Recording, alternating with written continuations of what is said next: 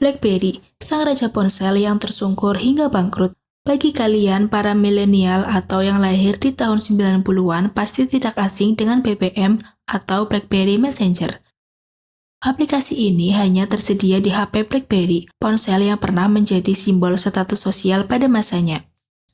Kisah BlackBerry menarik untuk dibahas karena mencerminkan bagaimana kenaikan pesat di industri teknologi bisa diikuti oleh kejatuhan yang tragis.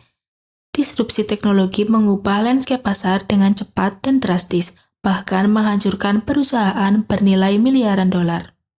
Pada puncaknya, BlackBerry menguasai hampir 20% pangsa pasar ponsel dunia. Namun, hanya dalam beberapa tahun, angka tersebut anjlok hingga mendekati nol. Mari kita ulas kejayaan dan kejatuhan BlackBerry. Sejarah berdirinya BlackBerry. Kisah BlackBerry berawal di Kanada pada tahun 1980. Perusahaan ini didirikan oleh dua mahasiswa teknik, Michael Lazaridis dan Douglas Fregen, dengan nama Research in Motion atau RIM.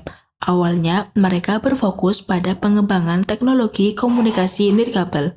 Pada tahun 1996, RIM memperkenalkan pagar dua arah pertamanya, dan pada 1997 perusahaan mulai diperdagangkan secara publik di bursa saham Toronto. Salah satu produk pertama yang menggunakan nama BlackBerry adalah pagar dengan keyboard QWERTY lengkap ciri khas dari merek ini. Bahkan nama BlackBerry terinspirasi dari bentuk dan tekstur tombol keyboardnya. Keunggulan utama perangkat ini adalah integrasi dengan email, memungkinkan para pebisnis dan eksekutif untuk mengakses email kapan saja dan di mana saja, sesuatu yang saat itu sangat revolusioner. Model berikutnya bahkan menggabungkan kemampuan telepon, menjadikannya perangkat komunikasi yang sangat praktis. Masa kejayaan BlackBerry. Pada tahun 1990-an, terjadi persaingan sengit di pasar perangkat genggam. Palm, Ericsson, dan IBM turut serta, sementara Apple mencoba beruntungnya dengan Apple Newton, yang akhirnya gagal karena perangkat lunaknya tidak mumpuni. BlackBerry memasuki pasar dengan pendekatan berbeda. Michael Lazaridis memahami bahwa kapasitas jaringan data masih sangat terbatas, sehingga ia menciptakan sistem yang dapat mendistribusikan bit data secara lebih efisien. Sementara pesaingnya mengenakan biaya tinggi untuk layanan yang kurang optimal, BlackBerry justru berjalan lancar. Strategi pemasaran BlackBerry juga sangat efektif. Karyawan mereka menghadiri konferensi bisnis dan membagikan perangkat BlackBerry secara gratis untuk dicoba selama 1 bulan.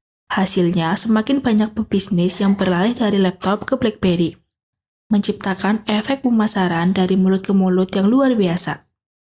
BlackBerry kemudian memperluas pasar ke segmen konsumen umum. Mereka meluncurkan BlackBerry Pearl, yang dilengkapi kamera dan fitur multimedia. Puncaknya adalah kehadiran BlackBerry Messenger atau BBM, layanan pesan instan berbasis internet yang jauh lebih hemat dibanding SMS. Di pertengahan 2000-an, BlackBerry menguasai 20% pasar smartphone global dan 50% di Amerika Serikat. Dari anak muda hingga eksekutif, semua menggunakan BlackBerry. Kemunculan iPhone dan kejatuhan BlackBerry pada tahun 2007, Steve Jobs memperkenalkan iPhone, perangkat yang menggabungkan ponsel, mini komputer, peramban web, dan email dalam satu perangkat. Michael Lazaridis, pendiri BlackBerry, menganggap iPhone sebagai hal yang mustahil, karena jaringan saat itu tidak akan mampu menangani data sebanyak itu, namun ia salah besar. Setelah beberapa masalah awal terselesaikan, iPhone mulai bekerja dengan baik dan menarik perhatian banyak pengguna.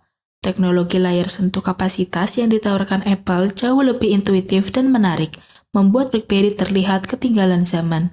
BlackBerry berusaha melawan dengan memperbesar layar ponsel mereka, tetapi tetap mempertahankan keyboard fisik, sesuatu yang mulai ditinggalkan pasar. Mereka juga mengganti sistem operasi berbasis Java dengan QNX, namun gagal menarik perhatian para pengembang aplikasi. Ketika Android dan iPhone menawarkan ribuan aplikasi menarik, ekosistem BlackBerry justru stagnan. Siklus ini berulang. Semakin sedikit aplikasi, semakin sedikit pengguna, yang pada akhirnya membuat BlackBerry tertinggal jauh. Upaya bertahan yang gagal. Dalam upaya menyelamatkan bisnisnya, BlackBerry akhirnya beralih ke Android, platform yang justru telah mengalahkannya. Sayangnya, langkah ini semakin memperjelas bahwa BlackBerry tidak lagi memiliki keunikan yang dulu membuatnya spesial. Pada akhirnya, BlackBerry berhenti memproduksi ponsel dan mengubah fokus bisnisnya menjadi perusahaan perangkat lunak dan keamanan siber. Siapa yang menghancurkan BlackBerry? Tanpa diragukan lagi, iPhone dan Android adalah faktor utama kejatuhan BlackBerry. Namun, lebih dari itu, BlackBerry sendiri yang memungkinkan kejatuhan ini terjadi. Mereka terlalu percaya diri dan tidak melihat perubahan pasar dengan jelas. 3 kesalahan besar BlackBerry adalah gagal mengenali bahwa konsumen non-bisnis akan menjadi penggerak utama pasar. Bereaksi buruk terhadap ekosistem aplikasi baru yang membuat iPhone dan Android lebih menarik. Tidak menyadari bahwa ponsel akan berkembang dari sekedar alat komunikasi menjadi perangkat hiburan yang lengkap. Alih-alih beradaptasi, BlackBerry tetap berpegang teguh pada keyboard fisiknya. Meskipun layar sentuh telah menjadi standar baru, bahkan hingga tahun 2010, mereka masih tidak percaya pada konsep aplikasi. Kesimpulan, Michael Lazaridis pantas mendapat pujian atas inovasi awal BlackBerry. Namun, ketika iPhone diluncurkan, mereka terlalu puas diri dan gagal mengenali masa depan hingga semuanya terlambat.